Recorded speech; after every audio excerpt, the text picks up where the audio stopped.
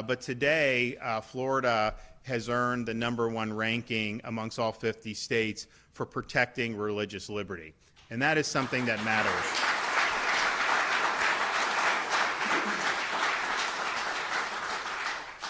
And if you go back to the founding of our country, religious liberty was basically the first freedom that the founding fathers sought to protect. And of course, religious freedom was part of the reason people even settled in the American colonies to begin with. So this is something that is central to the American experiment. It's central to our way of life, but it is something that has really been under assault in recent years, particularly over the last decade or so. And I'm just proud to say we have a strong record of protecting this first freedom throughout the state of Florida. I mean, just think of what we did to protect parents' rights in the state of Florida. Parents have a fundamental right to direct the education and upbringing of their children in this state, and that includes religious instruction and students' ability to practice faith. I also signed legislation requiring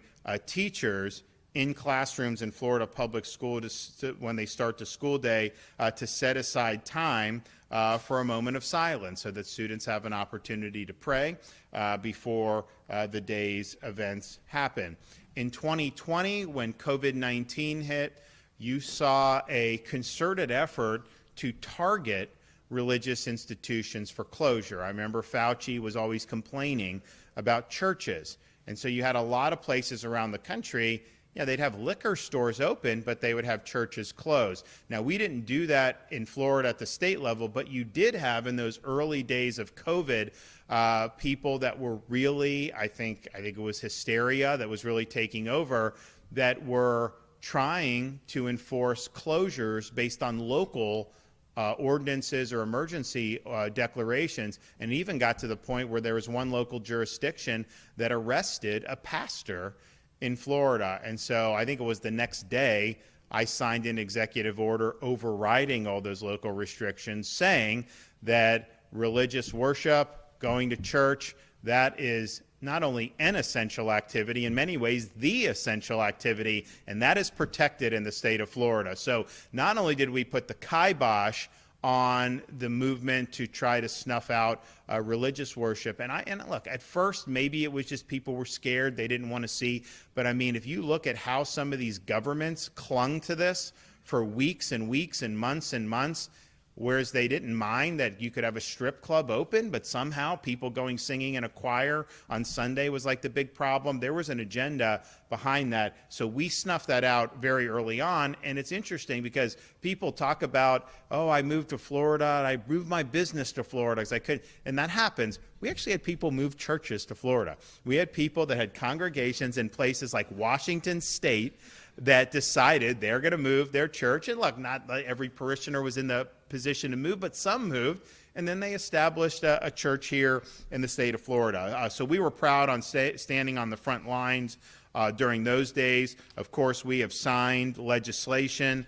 protecting folks' medical freedoms, particularly when there's religious objections to certain medications. We've also protected physician freedom of speech and physicians' ability to conduct themselves in a way that's consistent with their religious beliefs, particularly when they're being perhaps forced to perform procedures that they disagree with vehemently. That's something that's been done. We've also ensured that, and it's sad that we even have to do this, but we made sure that you can say a prayer before a high school football game. I mean, imagine that. They used to do that as a matter of course. They ended up in litigation in Florida when I became governor, and we've settled that and making clear that that is absolutely appropriate. And then, of course, after the October 7th attacks by Hamas against Israel, you saw really an ugly wave of anti-Semitism unleashed that really continues to this day. But in the state of Florida, Jewish students did not have to worry about having a Columbia University happen here, and we knew that that wouldn't happen.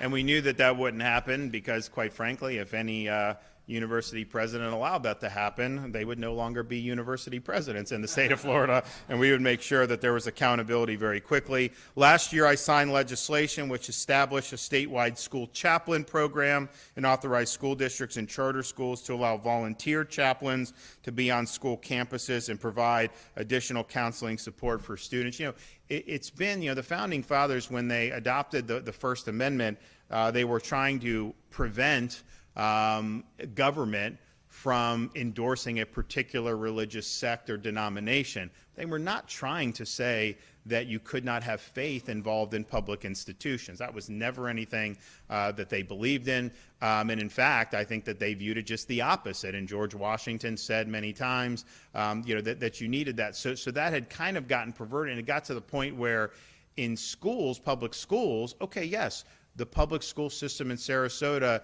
is not going to establish Episcopalianism as what people are instructed in, but the flip side is not that there should be no mention of God at all in school, and that people are somehow have to smother their faith.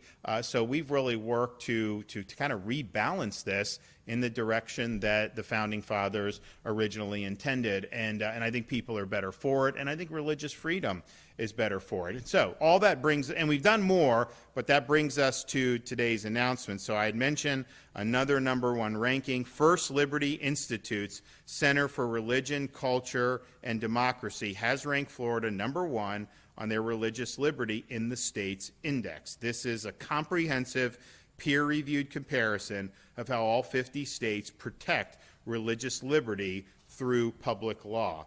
And the index offers the most comprehensive legal analysis of religious liberty protections across all 50 states. It evaluates factors such as religious exemptions, protections for religious organizations and schools, and the freedom of individuals to live out their faith in both their private but also public lives. Florida tops the national ranking for protecting religious liberty, and we're grateful for this recognition from the First Liberty Institute. And I know that a lot of parents, I mean, if you think about how this impacts so many different facets, our school choice program, for example, all parents in Florida now have the wherewithal to make meaningful choices about their children's education.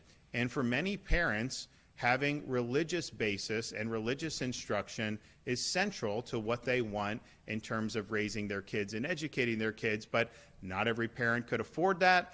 Now everybody has access to that, and that's something that's huge.